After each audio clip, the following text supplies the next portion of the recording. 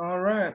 So good evening, everyone. Thank you for attending this 14th session of the Transnational VIR Journal Club. My name is Deshaun Adams. I'm a rising fourth-year medical student at University of Central Florida. I also act as like the M4 liaison for our school's IR interest group, and this presentation talk about like the CAVA trial, and I'll go over the background of a little bit of like deep vein thrombosis and some of the treatment indications and stuff like that. You want to introduce yourself, Brendan? Yeah, so I'm Brendan. I'm one of Deshaun's classmates. I'm also a rising M4. I worked with the IR group. Actually, Deshaun and I helped found the IR group at University of Central Florida. So we don't have too much in the way of IR and DR, hence our gratitude for these sorts of opportunities to remain involved. Once Deshaun kind of reviews a lot of the background information, I'll be presenting the trial itself. And, like Brendan was saying, we don't have like a home DRIR program. So we're very thankful for Dr. Dixit to, utilize his time, be here from Oakland University, Beaumont School of Medicine. I don't Hi, know guys. if you say, yeah. Hi. So let's hope we have a great session and people can learn. Yeah. All right. Awesome. So get started. So to start off, just lead with a question. So which of the following conditions is the leading preventable cause of death amongst hospitalized patients? As you can probably infer from, the title, so this is going to be venous thromboembolism. So with venous thromboembolism, or VTE, this is a spectrum of disease processes. So commonly you see pulmonary embolism. Pulmonary embolism is responsible for almost all VTE related deaths. And then you also have deep vein thrombosis, which accounts for about 2/3 of cases of VTE. And over 80% of pulmonary embolisms are actually the result of DVTs embolizing from the leg or pelvic veins. So you can see why this is such an important, pathology to consider. Within the United States, over 100,000 to 300,000 VTE related deaths occur per year. And about 60% of VTE cases are hospital acquired, making it the leading preventable cause of death amongst hospitalized patients. And of course, with the United States healthcare system and the rising costs, you always have to be, conscientious of healthcare costs. And estimates have over $10 billion a year in the US just for VTE related diseases. So as part of the CAVA trial, they're focused more on DVT, so it'll be the main focus within the VTE.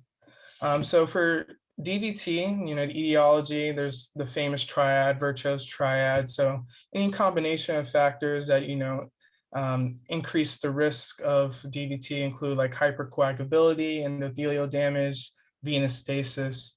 The pathophysiology I'll quickly go through. Hypercoagulability, if you have increased platelet adhesion or thrombophilia, increased amount of clotting factors, and makes your blood more likely to coagulate. Endothelial damage, if the vessels, if there's some kind of injury, clotting factors will activate through exposure and contact with subendothelial collagen. And then venous stasis, slow blood flow is more prone to clot, as those platelets and clotting factors are closer together. Speaking of DVT, so accounts for over 600,000 hospitalizations a year in the US. Most occur in persons over the 40 years of age. Something that I thought was interesting looking at the epidemiology, there's no consensus regarding a sex bias. At first I thought, maybe there would be. It seems that different decades have different biases. So I saw one decade, there's a higher incidence amongst women, another decade higher incidence amongst men. So I thought that was just interesting. As far as like racial and ethnic factors, in the United States at least, there appears to be increased incidence amongst African Americans and Caucasians. There's relatively decreased incidence amongst Asians and Hispanics, but it's a very common pathology that you'll see amongst all different kinds of racial and ethnic groups. And the most common comorbidities include malignancies, congestive heart failure, obstructive airway diseases, in post-operative patients. So the clinical features of DVT, it may be asymptomatic. However, for patients that are symptomatic, the most common feature is swelling or feeling of tightness, kind of like, like a tight band. There could be a progressive tenderness in the area, a dull achy pain that occurs in about half of patients. You can also possibly get skin discoloration, either redness or livedo discoloration, which is kind of purple, like web string-like discoloration. And then you have on physical exams, some signs like Homan's sign, where on dorsiflexion of the foot, you can elicit some calf pain. The sensitivity I was trying to look for, it's between like 11 to 60%. So it's not the most sensitive. However, if you're rounding on patients, especially post-surgical patients, it takes a couple of seconds, doesn't hurt to do. Same with Meyer sign, which is just compression of the calf elicits pain. Signs of a pulmonary embolism that could be, subsequent to DVT, could be dyspnea, chest pain, as well as dizziness. All right, so on the workup and evaluation of a DVT, use a modified Wells criteria. It's kind of similar to, there's a Wells criteria for pulmonary embolism, but this one is just a little bit different. So I got this from Ambos, but it's available in MD Calc, any popular medical algorithm up to date. So for the modified Wells criteria, different categories can gain different points. This one is modified because they added the previously documented DVT. The old Wells criteria for DVT didn't have that, but they have similar sensitivities regardless. But active cancer, previous DVT are points each. Post-surgical patients greater than 3 days or an immobilization of extremities also worth a point. And then the clinical features we were just talking about, such as discoloration, tenderness, swelling of the leg, and calf swelling, asymmetric calf swelling more than 3 centimeters compared to the other leg is worth a point. If there's an alternative diagnosis that is just as likely, that's -2 points. So that's something you have to consider as well. As far as a pretest probability, if there's 0 points according to this criteria, the pretest probability is low, which is about less than 10%. 1 to 2 points is intermediate, which is about 25%, and 3 makes it high, which is greater than or equal to 50%. As far as the algorithm for this, it looks a little complicated, but the way I like to think about it is that if the patient's modified Wells is intermediate or high, so essentially greater than or equal to 1, you're going to do a whole leg compression ultrasound. If that is negative, you can repeat it within a week if they have a high pretest probability. If it's positive, then you have a DVT. If it's inconclusive, as if they couldn't elicit and see the correct veins on imaging, you can consider CT or MRI venography, and I'll show some images of that in a little bit. If a patient has a low pretest probability, such as 0, the next steps, you can do a D-dimer, and since D-dimer has a high sensitivity, about 96%, if that D-dimer is negative, then you can effectively rule out a DVT. If it is positive, then you just go to the ultrasound. Also, you can use your clinical judgment. So if there's a post-operative patient or a patient who's pregnant, so that might have some atypical clinical features, then you can just go to the ultrasound as well. All right. And here's the imaging, ultrasound imaging of a DVT. So I'll let this loop play. But when you look at imaging, something you see is that for a DVT, it'll be non-compressible. So usually veins are compressible with ultrasounds, but with a DVT with a thrombus there, it prevents it from compressing. At times there's an intraluminal hyperechoic mass, as well as the vein will be distended. You'll use Doppler to see if there's absent or normal venous flow. In this imaging, you can kind of see that, with the Doppler, the flow is a bit abnormal. It's not going throughout the entire lumen. as well as the vein is not compressible. However, if it's inconclusive, you can try CT or MRI venography. And here's some images here. So for CT and MRI venography, these arrows kind of point out different thromboses and different veins, and they'll appear like hypointense on these type of imaging. All right, so for staging, the most important thing, you kind of look at like the anatomical location, but you also consider if it's provoked or unprovoked. So provoked DVTs, there's an underlying reason. It might be surgery, it might be a certain medications such as oral contraceptives, might be immobilization. Unprovoked, if you're not sure of the underlying cause, that is important because they're more likely to suffer like a recurrence without continuation of anticoagulation as a treatment option, as compared to one that was provoked, say like after surgery or like a long flight or something. As far as like the anatomical locations, you want to elicit whether it's like, distal or proximal. Usually distal is defined as below the knee or, below like the popliteal vein. And proximal would be above the knee, mainly affecting the femoral or iliofemoral veins. These proximal DVTs are more likely to lead to embolism, so that's important to consider. And they account for 70 to 80% of DVTs. All right. And speaking of a specific type of DVT, is iliofemoral DVT. So just wanted to highlight this because the CAVA trial that Brenden will talk about pertains to this specific type of DVT. It accounts for approximately 25% of DVTs. And just like any other DVT, the first line imaging is ultrasound with Doppler.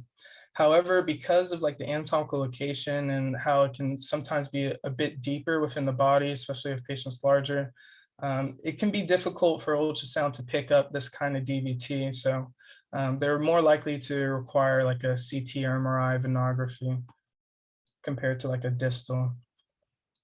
Going over a little bit about like the DVT, treatment options as well as some complications. So the primary treatment is anticoagulation. So there's usually like a short time period of, you start like an anticoagulation and then you follow it with long-term anticoagulation for a first-time DVT between like 3 to 6 months.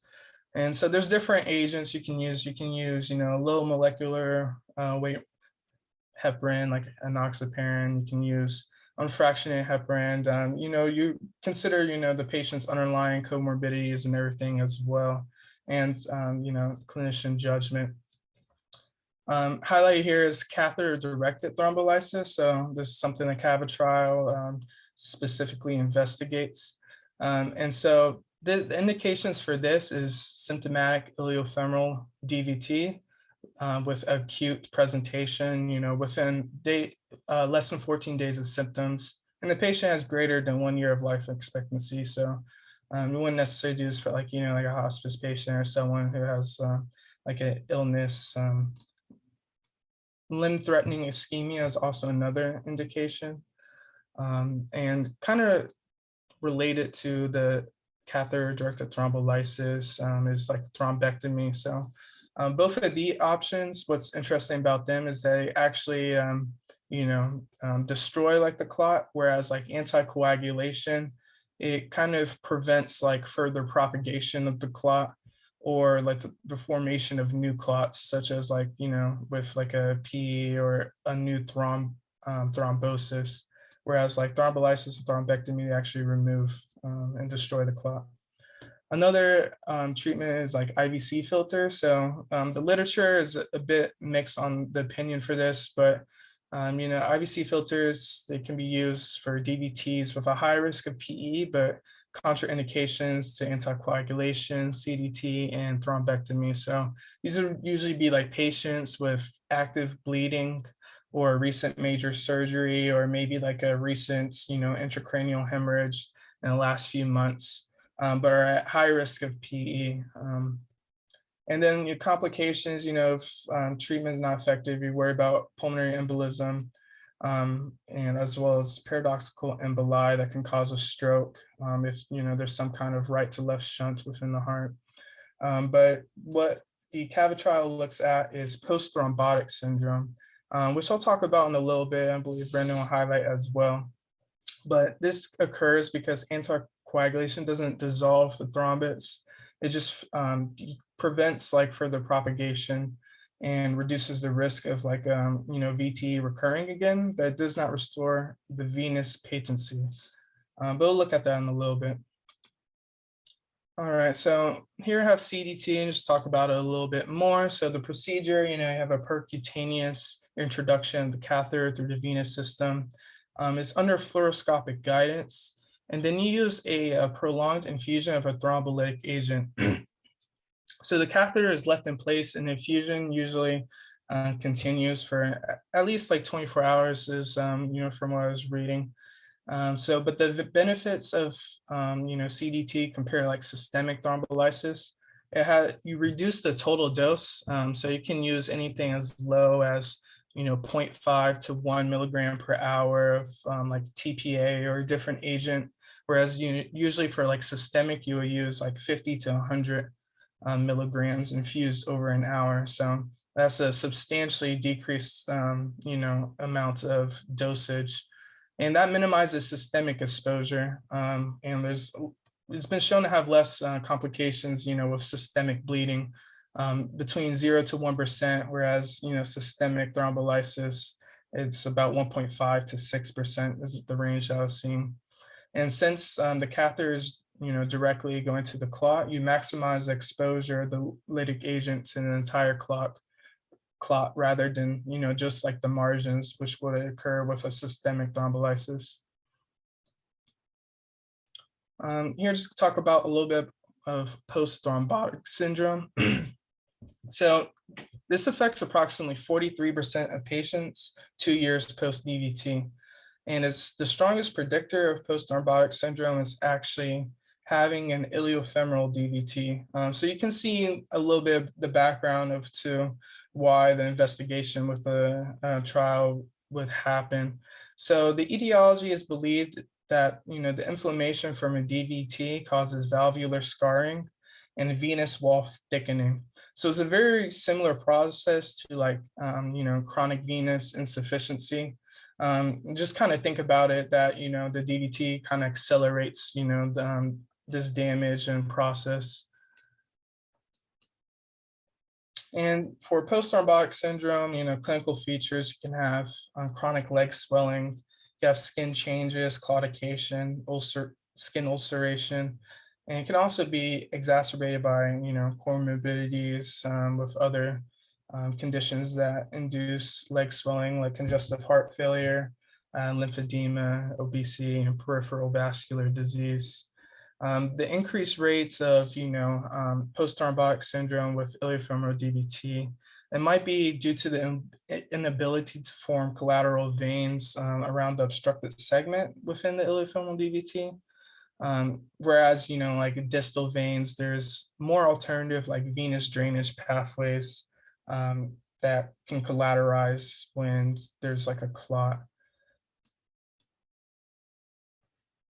All right, and to finish off my portion, I have a question. What is the best initial approach for postmenopausal obese female with a history of smoking, hormone replacement therapy admitted with left calf pain and decreased sensation? So you can just, type answers into the chat or you feel comfortable with.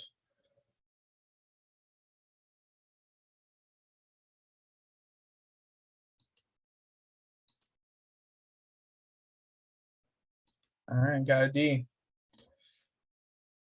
That is correct. All right, so duplex ultrasound. So as previously mentioned, compression ultrasound is a non-invasive approach for diagnosis of symptomatic patients. First episode of suspected DVT. If the patient does have DVT, then one potential option is to begin unfractionated heparin or whatever anticoagulation you feel comfortable with. So. All right, and so I want to thank you for listening to my portion, and I'll hand this off to Brendan. All right, thank you, Deshaun. And then if you just, so I can share the screen if you don't mind for a second. I'll just stop sharing mine. Yeah, perfect. So let me get this. So the trial we're looking at today is called ultrasound accelerated catheter directed thrombolysis versus anticoagulation for the prevention of post-thrombotic syndrome. That's obviously a little wordy, so they decided to shorten that to CAVA. It's a single-blind, multi-center randomized trial. So this was performed in 2019 in the Netherlands, and so far this is really the most robust trial we have that focuses on the benefits of using the catheter-directed thrombolysis versus the traditional method of treatment, which is traditional forms of anticoagulation. And so really a quick introduction of this case. The most important parts of this study design, looking at the trial, we're noticing that it was a multi-center trial, all performed in the Netherlands. So it required a fair amount of for the procedure protocols. And we'll talk a little bit more about that as the kind of the presentation goes on. The randomization is described well throughout the study. So looking at it, there didn't seem to be any conversations of concerns about randomizing the patients. We'll talk about it more, but they use something called the Villalta score for post-intervention assessment. And really that allows us to see the severity of that post-thrombotic syndrome. And this was a superiority trial, and we'll talk a little bit about what that means. So for anyone that just wants to answer, feel free to, but what is a superiority trial and how is this different from a non-inferiority trial? And I can give a few questions if someone's interested in answering, but besides that, I want to save everyone a little bit of time too, So really a superiority trial is a trial that's aimed at identifying a specific treatment, and then in this case, the catheter-directed thrombolysis is more beneficial than the treatment that's currently being used or that null hypothesis. And really this is important for when treatments kind of fill a healthcare gap that doesn't exist. If we can find a reason to use something over something that's previously being used and can prove that that's a superior reason, that's a good reason to kind of ring the alarm and say, we should really start doing this more often. And this is compared to a non-inferiority trial, which has that treatment A, essentially the thrombolysis, isn't any worse than what we're currently using. And this can be more helpful when the treatment is cheaper or more readily available, and the treatment that we're currently using is only available in some places or requires pretty significant amounts of technology. So in this case, this is really more of a superiority trial as we're looking at proving that this procedure that takes more time and more effort than just using traditional anticoagulation is actually more beneficial for the patient long-term. And so the outcome really that was measured in this trial was very literally the 12-month incidence rate of post-thrombotic syndrome in the two groups. Those two groups being, of course, the placebo group, the people that receive standard treatment, and then the people that receive standard treatment as well as the catheter-directed thrombolysis. Some of the things that we looked at as important aspects to consider are that this is indeed a superiority trial.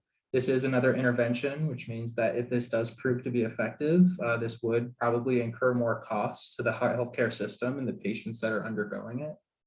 And then, of course, making sure that this does behave according to the principles of things like beneficence and non-maleficence that we can control for adverse effects. And then, of course, this specifically, as Deshaun was mentioning, as we'll talk a little bit more in the future, is that this was really only used in patients with iliofemoral thrombosis. So this can't be generalized to patients with other forms of DVT. So just a brief overview of really what Deshaun already said is that post-thrombotic syndrome is really that clinical consequence of DVT, usually presenting with variable signs of central venous insufficiency. And that usually includes things like pain, itching, and swelling. It's associated with a greater risk of ulcers, mostly due to that venous insufficiency, as well as subsequent DVT. But admittedly, as I was looking through the research myself, there doesn't seem to be very robust reasons to believe they're associated with greater DVT. More that the people that get DVTs more often and the people that are more likely to develop post-thrombotic syndrome have the same underlying disease process. And a good way that this was really assessed was using that Villalta score, as mentioned before, with numerical scores that correlate directly to the severity of the disease. So talking a little bit about the Villalta score, this is actually the exact score that the CAVA trial used, focusing on things like pain, cramps, paresthesias, and then as well as the signs that you can expect for that central venous insufficiency, skin discoloration, skin induration, redness, things like that. There are different versions of this. So the Villalta score is really just a modified version of kind of determining central venous insufficiency that adds some additional things that kind of helps us determine whether that's actually a post-thrombotic syndrome or not. So as Deshaun mentioned, 40 to 60% of patients develop post-thrombotic syndrome anyways. So a big question is, if so many patients develop this, what really is the point of this trial and this intervention? One of the limiting factors, as mentioned before, is that the study really only looked at patients with iliofemoral thrombosis. But the reason this is important is because in patients with iliofemoral thrombosis, spontaneous resolution of DVT is actually very rare. So usually they do require some amount of therapy to assist with their iliofemoral thrombus and kind of control their medical symptoms, as some of the concerning effects, like Deshaun mentioned, being things like pulmonary embolism. So that ultrasonic guided thrombectomy could actually significantly increase the quality of life for these patients, as well as decrease their overall mortality. And then, not really mentioned in this trial, but other forms of DVT are less likely to cause that post-thrombotic syndrome. So again, another reason to really pay attention to the population that they looked at, the patient with the iliofemoral thrombosis. So moving on to methods. They had a fairly simple inclusion criteria. Any adult from age 18 to 85 years. It did need to be their first time iliofemoral DVT. And as far as I could see, that was really to make sure that the population was kind of simply organized. The symptoms had to have been an acute process. And then in addition, they had other criteria that the patient usually wasn't, receiving active chemotherapy, things like that for other underlying diseases, but their life expectancy was supposed to be greater than 6 months. Some of the exclusion criteria can also be seen on the right side of patients with very increased blood pressures, history of GI bleeds, anything that could potentially complicate the study itself, you tended to be ruled out. So the next question I have, and feel free to answer it in the chat. I know this is a little bit difficult to read kind of on the presentation, but is this an appropriate or analyzable sample population? And so that might be a little bit difficult to read, but it's probably yes. The population was really well randomized and the groups were pretty evenly split according to demographic information. The patients also remained stable for analysis, so their intention to treat was pretty close overall to the amount of patients. The intention to treat between the two populations ended up being very similar. Most patients met the follow-up criteria, and there didn't really seem to be any specific reason to suspect any bias or data compromise in this study. So the standard therapy, as mentioned before, is usually initial and then long-term, followed by long-term anticoagulation. So you get things like vitamin K antagonists, dual direct oral anticoagulants, or low molecular weight heparin. And a lot of that, and a lot of what that indication is kind of dependent on the governing body for the medicine that you use. So for us, we'd be following whatever the rules of the FDA are, following those international guidelines. So this being a trial only done in the Netherlands is that they had very consistent international guidelines that they were able to follow for that placebo treatment or that standard therapy. And then the other standard therapy would be really just kind of controlling those symptoms. The sequela being central venous insufficiency, things like venous compression, custom fit compressive knee high stockings, as well as instructing them to wear them every day, exercise as frequently as possible, kind of standardized instructions to take care of the venous insufficiency.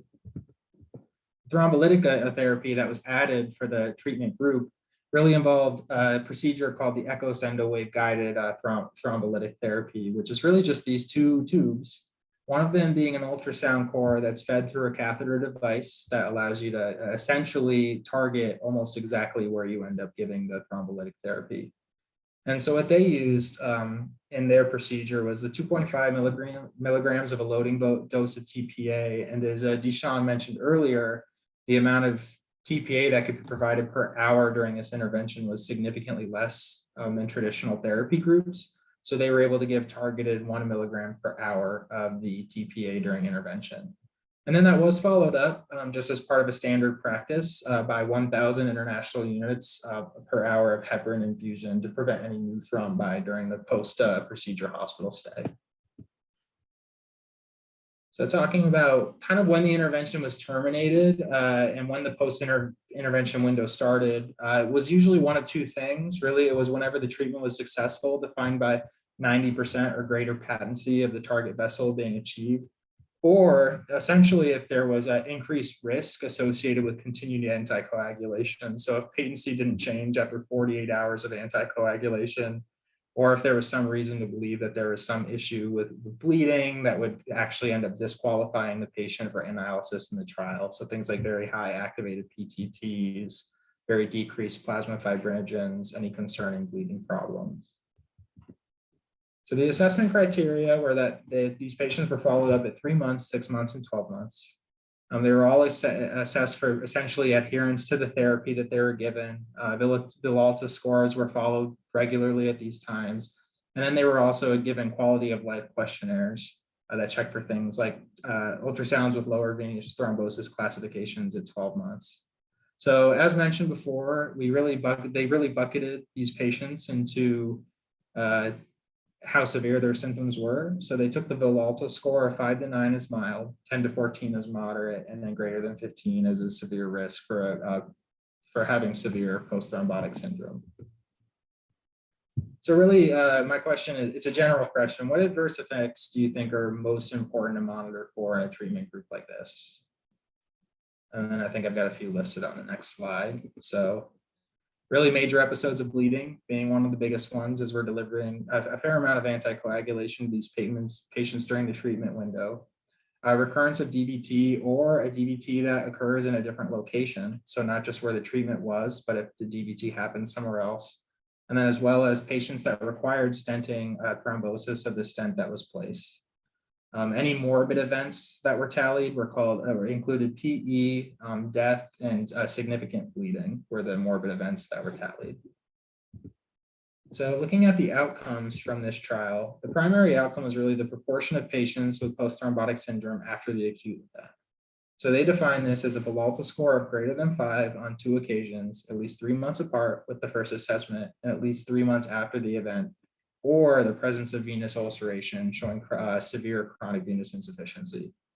They also said a Villalta score greater than 5 or venous ulceration at the 6-month visit or later was also assessed, but the first measurement was found to be more conservative. So that was the kind of the measurement that they stuck with their results.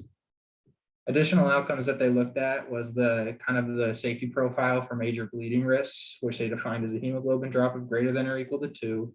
Now, then the necessitation of greater than 2 units of whole blood or packed red blood cells, any bleeding in critical areas, so intracranial bleeds, intraspinal bleeds, and then any bleeding that eventually contributed to patient death. There are also additional secondary outcomes that were looked at, either result of major bleeding or another problem. Some of these were already mentioned: recurrent VTEs, pulmonary emboli, in-stent thrombosis, and then any quality of life changes. So this is a kind of a little stats question we put together. It's a little complicated, so we're probably just going to skip it. So looking at it though, the 25% risk of post-thrombotic syndrome with symptomatic or conservative therapy, and the desired odds ratio that the study wanted was 0.25. So looking at the study, their target number would have been how much the outcome reduction would essentially need to be reduced for thrombotic therapy to actually be a reasonable intervention. And the number they came up with ended up being about 17%.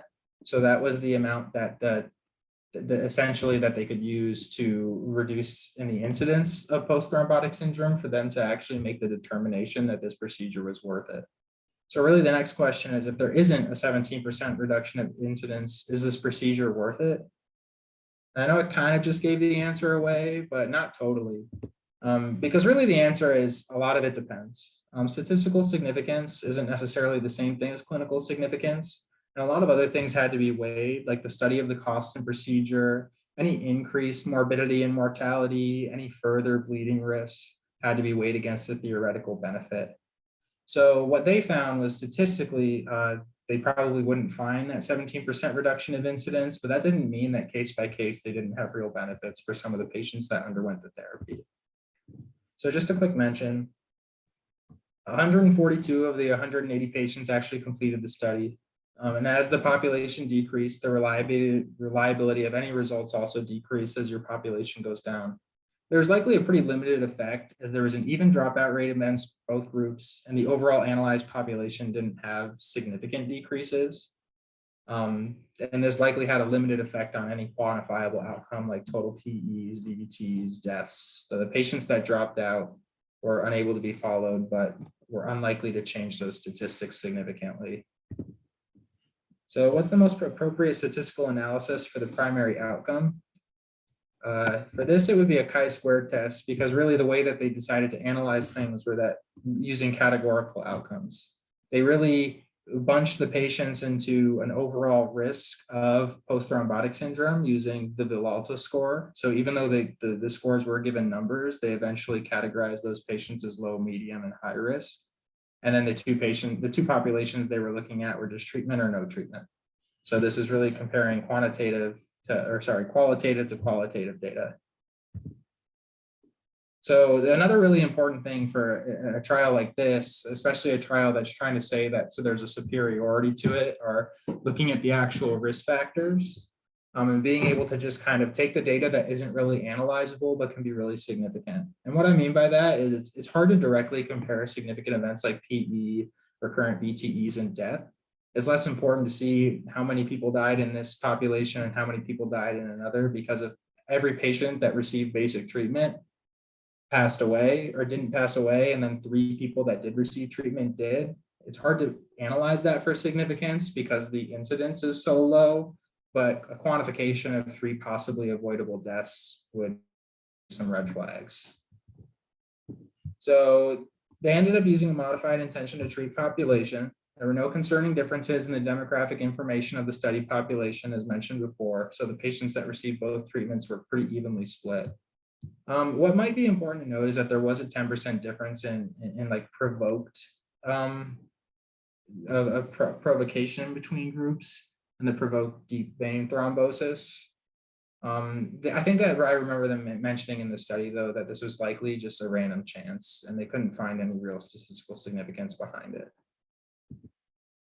There are some minor differences in the pre-existing risk factors for the 2 groups, but due to this variance, it's hard to really see any confounding bias or inconsistency within the data. There wasn't any great statistical variation in most of these confounding or different risk factors.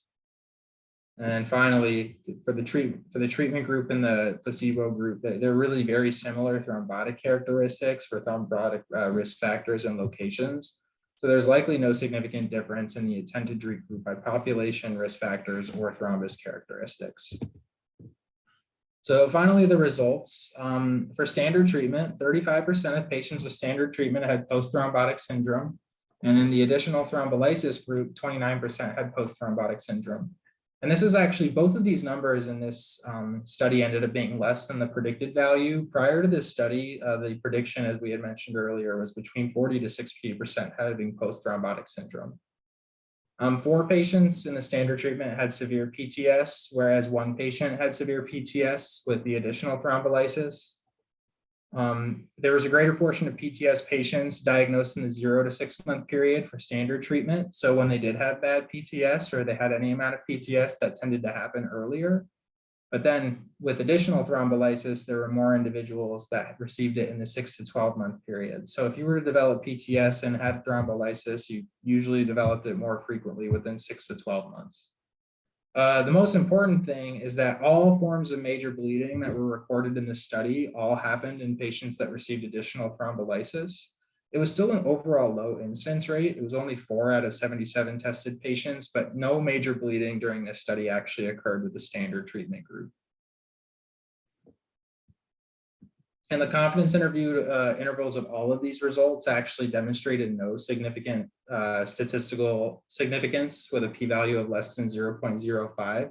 So all of these did kind of contain the null value that there's likely not a significant difference between these groups. Talked a little bit about other significant results that we noticed in the study. In-stent thrombosis only in thromboembolized groups. And a lot of this is likely because there were more stents placed in the group that was thromboembolized in the other, so they couldn't find any real statistical or contributable difference to this. It's just something worth noting. Treatment was terminated early in 22 of the 74 thrombolyzed patients, mostly because the thrombus was not actually resolved. So that second reason we were talking about why treatment can be stopped. All post-thrombotic events occurred in anticoagulated individuals in the treatment group, and then all post-thrombotic events occurred in non-anticoagulated individuals in the standard treatment group. I'm not sure what I was trying to say there genuinely, so sorry about that one. I was probably trying to make some point that I accidentally mistyped. The good thing was that for both groups, the post-treatment therapy, the adherence to compression therapy in both groups was pretty consistent and greater than 80%. So patients who participated in this trial followed the protocol well. Here's a few more results. I don't remember there being anything too significant, just in case we end up sending this out later if there was more data you guys wanted to look through.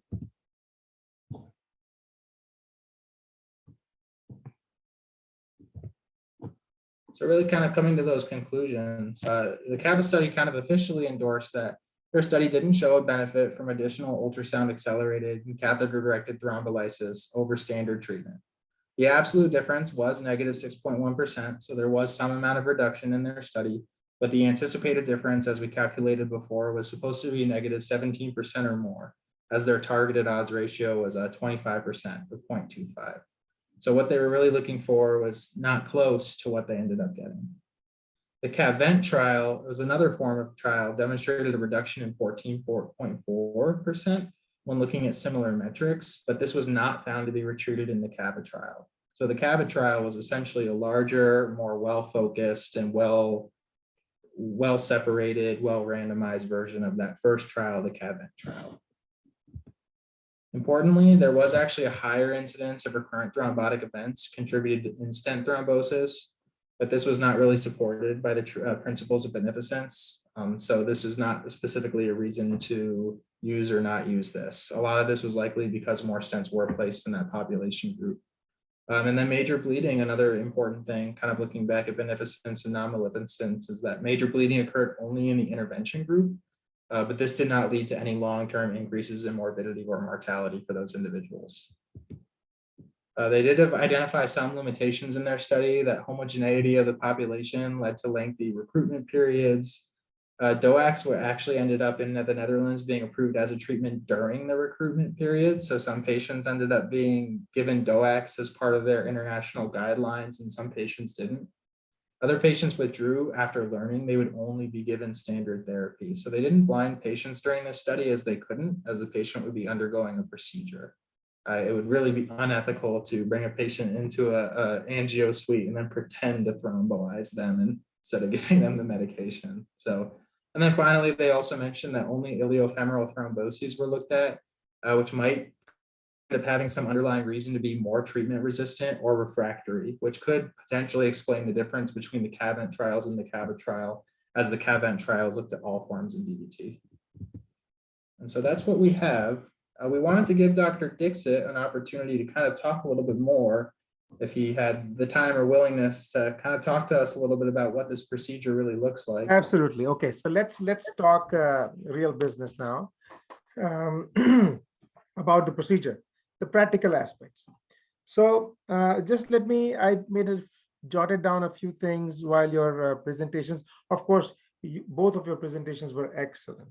Okay, just excellent, very fluent, very well prepared, and just I truly appreciate both of you. Okay, Deshaun and Brenden, excellent job. Okay, now when Deshaun was talking about the basics of DVT, he did say something about anticoagulation. Now understand that when we do anticoagulation, let's say with heparin or with newer anticoagulants, oral anticoagulants, or even low molecular weight heparin, what are we doing? We are preventing further clotting, right?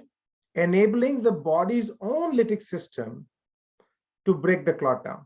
So understand that in our body, there's a lytic system and there's a thrombotic system, and they are in balance, right? In all of us who are walking and talking, we all make clots all the time in our body, all of us, and we dissolve them very quickly, right? However, if we are to somehow, if we get a clot, and if we somehow suppress the clot forming system, then that will allow the clot dissolving system to take over and slowly bite away at the clot and dissolve it, right? So anticoagulation, just like Deshaun said, is not directly dissolving the clot, it is enabling the body's own lytic system to dissolve the clot. That's number one.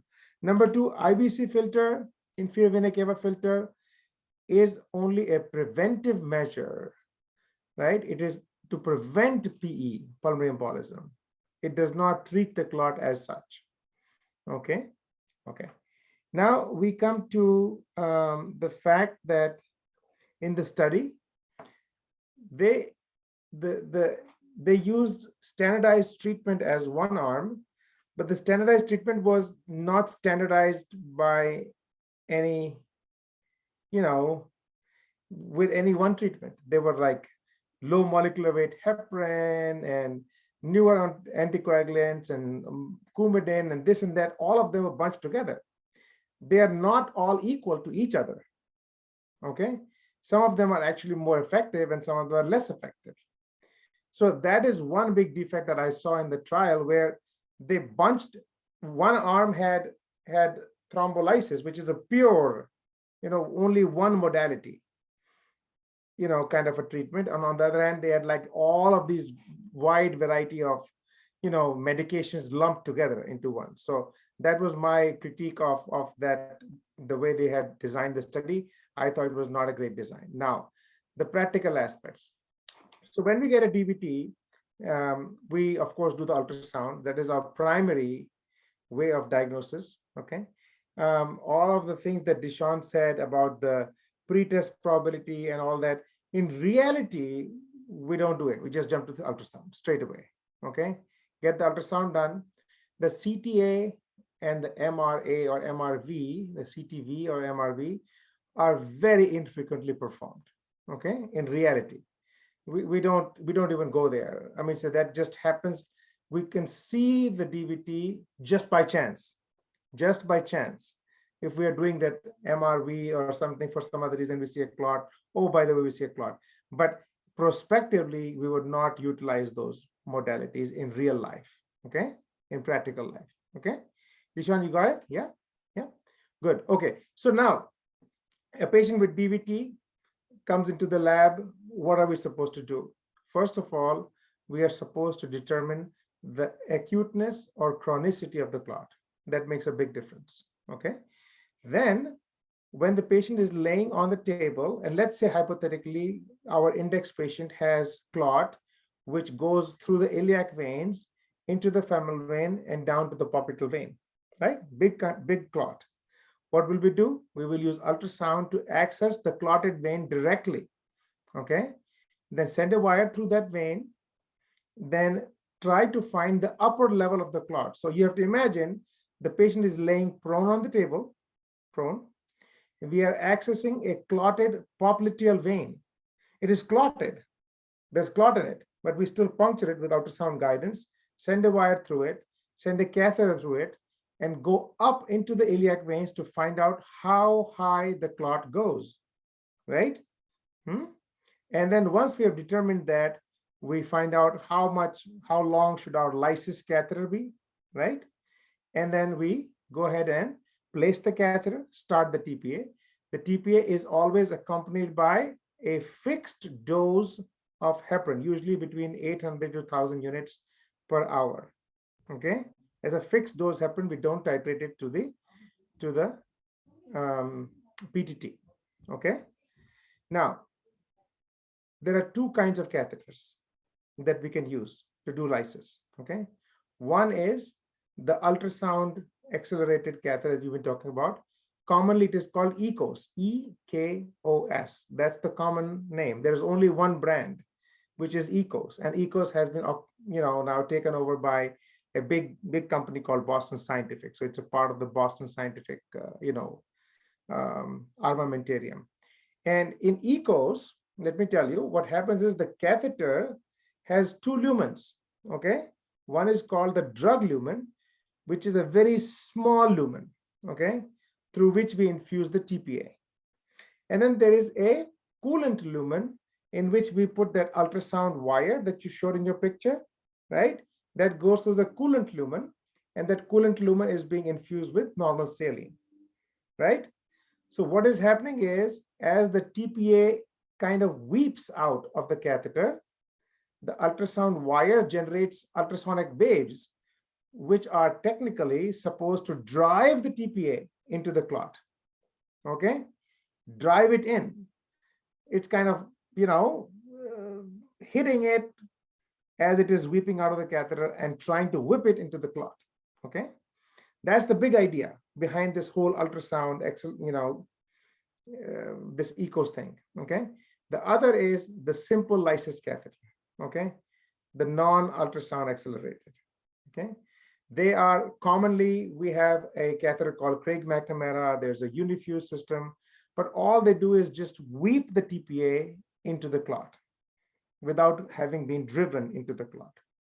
There's a big difference. People said, oh my God, EKOS is so good because it'll drive the TPA into the clot. But people have worked around it now. So you have to understand that EKOS is now falling out of favor. Okay, it is not actually in favor. There's only a few indications left where we will use EKOS primarily. Okay, otherwise, what will we do? We will put the wire through the clot, determine the upper level of the clot, and then do an angioplasty before we start the TPA, right? So what that angioplasty does is it cracks up the clot. It causes fissuring in the clot. Now, if you put a regular infusion catheter, the TPA can infuse into the interstices of the clot easily because it's already broken up, right? So it dissolves equally well. So that is our go around for EKOS. We don't use it, we go around it now. We used EKOS for a very long time. The downsides are the drug lumen is so small that it gets clogged up all the time.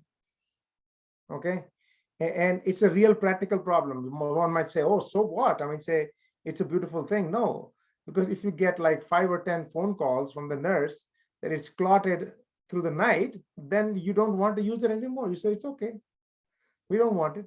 Okay, the other thing is it's expensive. I recall it is about $1,500 for one catheter wire set, while the other infusion catheter is only $200. No problem. Use as many as you want, right? So we also did a study at Beaumont. We did a study because we were using EKOS catheters for PEs for a long time. Then we switched out to just regular infusion catheter. Okay, and we found absolutely no difference. Absolutely no difference in the clot dissolution. Absolutely no difference in the money saving, because the EKOS people kept saying that oh, this will save money eventually because it dissolves the clot faster and this and that, but it did not do that. And we published that. It's published. Okay, so having said all that, there is still one indication for EKOS, which is chronic femoral thrombosis. Chronic femoral thrombosis, we still use EKOS. What happens is when the clot becomes chronic, what does it do? If this is the vessel and the clot is filling the lumen, as it gets dissolved by oral anticoagulation, the center opens up, okay? But there is a nice caking of the wall, right? And that is the last to get dissolved. And actually what happens is, because it takes so much time, that becomes a part of the thickened wall, right? That's chronic DVT. Now, here's a patient who has a chronic DVT and you still want to help the patient. What do? You first get the patient on the table, put a catheter through it, dilate it up with a balloon, crack it up, then put the EKOS catheter through it and just lyse it overnight. And they do have better results. We have seen that. But other than that, for acute DVT, nowadays, either it's lysis with a regular infusion catheter, or it is a thrombectomy. So nowadays, thrombectomy is very popular for acute DVT. Okay, and among the leaders in this whole thing is a device called ClotTriever, which comes from a company called Ainari, and it's like a It's shaped like a, have you know that net that you use to catch butterflies, with the long thing? It's like that. It's shaped like that. And you put it through the clot, and then you open the butterfly net and you drag it out, and all the clot comes in the net out of the body. So that's what clot river is in essence. It's, look it up, okay? It's called clot river, CLOTRIEVER, from a company called Inari, INARI. Very interesting, very quick. Inari clot river, that's the one. Okay, got it. So look it up. Then there are other companies which also have their own thrombectomy devices, right? But by far, Inari is the leader in this whole thing, and it's really changing the landscape. So DVT, in essence, now standard treatment reserved only for people who don't have any other, like who are most uncomplicated. So what are the reasons for lysis? You've already covered that. We will lyse a DVT which is causing phlegmasia, right? There are two indications. One is phlegmasia. What is phlegmasia, guys? Anybody know phlegmasia? It's like the limb ischemia with the. Correct, Dishan, you're correct. It is that the DVT is so severe that it's causing a problem with arterial inflow, and the limb becomes ischemic. That is called phlegmasia. If there is phlegmasia, catheter-directed thrombolysis immediately. The second indication is what you have been talking about in this whole session, which is to prevent post-thrombotic syndrome in people who are actively going to be using their limbs. Okay, so here's a lady who's 85 years old, right? Has a DVT. We'll say, it's okay, ma'am, we'll give you some oral anticoagulation, and it's okay. You can do well, because she's not going to be moving supremely well with her limbs, and she's 85 years old. But a 35-year-old guy, we will go ahead and aggressively lyse it, because this guy has a long active life in front of them. Okay, is that good enough for you guys? Yeah, okay, good. DVT is right now a huge field, huge. Okay, and DVT combined with PE is exploding. We do PEs at Beaumont. Boy, last night we had 2 PEs, right? It started at 10:30 and we went all the way to 3:30 in the morning. Okay, so 2 PEs, but very good, very good suction thrombectomy. We do suction thrombectomy with the catheter from Inari. It's called flow trigger. It's called, see, the trigger word is common. Clot trigger is for DVT and flow trigger is for PEs, right? And so DVT, so you can put them together, VTE, right? DVT and PE is exploding, and it is so important to be on top of the latest and greatest, because just like other things in IR, there's always non-IRs trying to get into the field.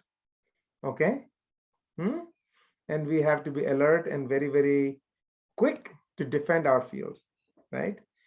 So that is why at Beaumont, the pulmonary embolism response team, it's called the PERT team. All of the IRs are a part of the PERT team. Now we are 7 IRs. 7 of us are on the PERT team, on the PERT call, and only 3 cardiologists, right, that actually do the procedure. So we have about 10 people who do procedures, 9 or 10, of which the IRs are not backing out. No matter what, no matter how hard it gets, we are still there, keeping the flag flying high, because we have to defend our turf, right? It's a turf battle too. For DVTs, cardiologists, vascular surgeons, IRs, everybody is jumping in there, right? So you have to be skilled and you have to be the best, right? There's always space at the top, right? That's what my father used to say, that there's always space at the top. No matter what happens, if you are up there, there's a space for you, right? So anything else? What else can I tell you guys? Okay. Any questions?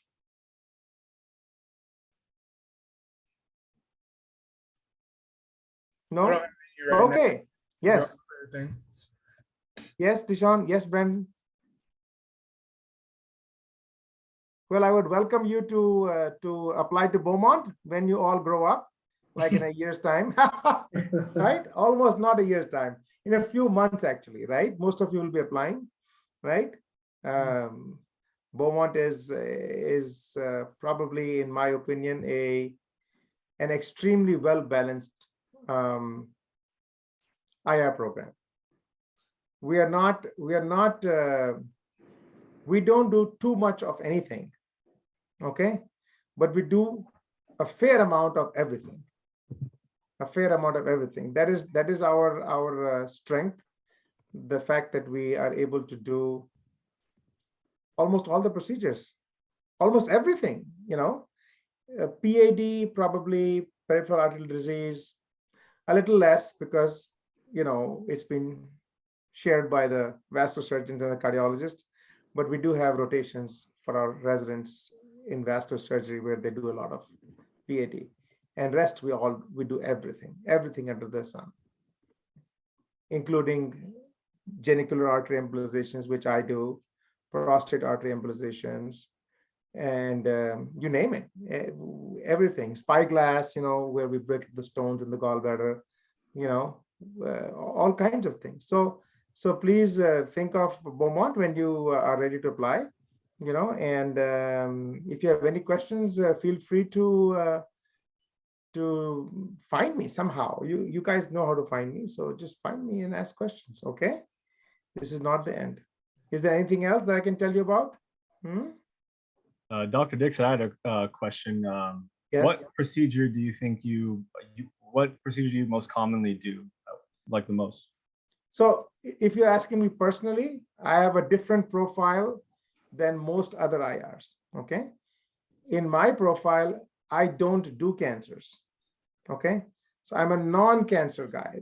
Having said that, I did do chemoembos in my previous places of work, but when I came to Beaumont, I became the vein guy, okay? So I do all kinds of venous procedures, including varicose veins, you know, ablations of varicose veins, you know, microphlebectomy. Then, of course, treatment of DVTs, you know, all kinds of other venous procedures such as, you know, pelvic congestion syndrome. I treat May-Thurners and all of those things. So I'm the vein guy. That's number one. My number two thing is I'm also the vascular anomaly guy. So if there's a patient with a venous malformation, arteriovenous malformation, I am the only one doing that. So I have a different profile. The third thing is I'm in charge of the GAEs, genicular artery embolization, and the hemorrhoids. You know, the hemorrhoid is superior rectal artery embolization for hemorrhoids. So that's my baby, right? These three things I will do specifically that others don't do. And then I do all of the other IR except the tumors, the cancers, because I do all of the veins and all of the malformations. So there has to be a balance. And so that's how it's arranged in our department, right? So this is I also do the wavelengths, which nobody else does. You know, the wavelengths, have you heard of the wavelengths? That is a endovascular AV fistula creation. Have you heard of that? That there's a device that you can create an AV fistula for dialysis, right? So I also do the wavelengths, which nobody else does. So I have a very different profile than all of the other IRs, but it complements the program, the whole department, you know. Not everybody can do wavelengths and do malformations and do the veins. So we have separated the fields out so that it's not like everybody's crowding into the same thing. And since everybody likes to do cancers, you know, there can be a lot of dilution there, you know, of the patient inflow, right? If there are all of the others, like the 6 other people they do cancers. So, sometimes it's slim pickings. There's slim pickings for some people, Some of them don't get that many patients, right? So I have created a different profile. You know who else I was very relieved to find? I used to wonder that, am I like an anomaly? Am I strange? But I found that Dr. Alan Matsumoto, know that guy? Alan Matsumoto is a huge IR. Huge means like big guy, look up his name later, okay, on Google or something. Alan Matsumoto. He is exactly like I am, doesn't do cancers. Then I met yet another lady from University of Michigan, doesn't do cancer. I said, okay, so I'm not alone. It's okay. The thing is about cancer is that you start doing them and then you lose sight of all the other good things, right, that exist in IR. It's great. Malformations are great. Just yesterday, no, what is it today? Wednesday. Yeah, yesterday I had clinic and I injected a malformation she's a seventh grader, so she's not very old. She was unable to put her full foot on the ground because there was a malformation on the back of her thigh, which was preventing her from actually extending her leg and placing her foot on the ground. This was like 4 weeks ago. She came to the clinic. Now she can straighten her leg. She can put the foot on the ground completely. It's great. I mean, but you have to have that kind of, what should I say, drive, because the malformations, are sometimes thankless. You keep embolizing them, trying to control them, and they still keep on, troubling the patient. So that it's a unique area. It's a unique area, right? So this is what I do. Okay. What else can I tell you? Yeah, I was also going to ask, since you're the vascular malformation guy, do you work with kids frequently, or are you mostly? Yes. So almost half of my patients will be kids and half will be adults. Sure. Okay. Because there is one other guy in the hospital who's a pediatric radiologist, and he dabbles in IR. Okay. So some of the kids go to him and some of the kids come to me, but all of the adults come to me. Sure. Yeah, but he's not a part of the IR section. He's a pediatric radiologist. So in IR, in that section of 7 people, I'm the only guy doing vascular anomalies. Half of them are kids, half are adults. Anything else, guys, that I can tell you? No? Okay, I hope to see you guys, okay, somewhere along the line. Okay, Yes. everybody? Thank you for your time tonight, Dr. Dixit. Thank you. Thank you everyone else for coming out. Absolutely. Mhm. Bye then. Bye.